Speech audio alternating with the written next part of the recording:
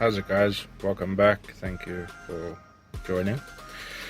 Today I'll be showing you how to replace your standard light switch or your facelift light switch for a new auto light switch. So it will either be from this one on the left hand side or on the right hand side to the newer version of the auto light switch. You will see that this one is quite nice. It has got these sensors built into the light switch itself, so there is no additional wires, etc, etc.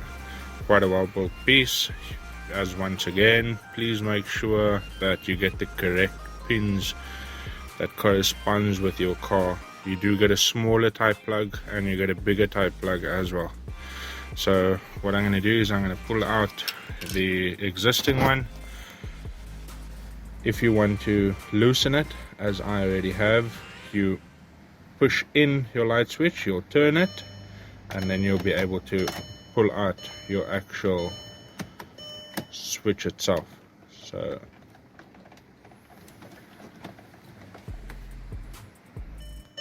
you'll notice that I am going to be pulling out the switch itself, and then in order to remove the actual light switch, there are two tabs that you need to be pressing in order to release.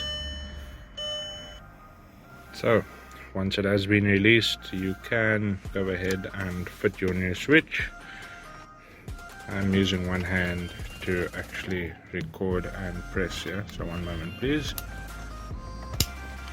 You'll hear a clip as you just did right now.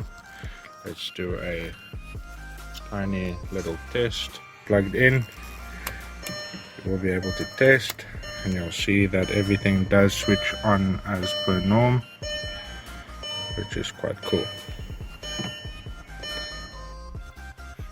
So once you have fitted your light switch, you will notice that if you try and test it, which I did incorrectly, if you try and test it on auto, it needs to actually be dark outside, which it is not at the moment on my side. So we'll be testing it at night for you in a bit.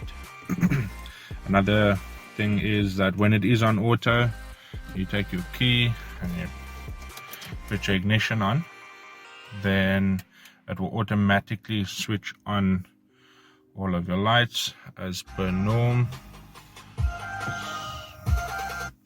And then once it's dark outside, you will notice that the lights will switch on automatically and switch off automatically. So what I'm going to do is I'm going to take my key out of the ignition. You will see that the car has power down, and just take a few seconds from inside to the outside and you'll see that it will switch off.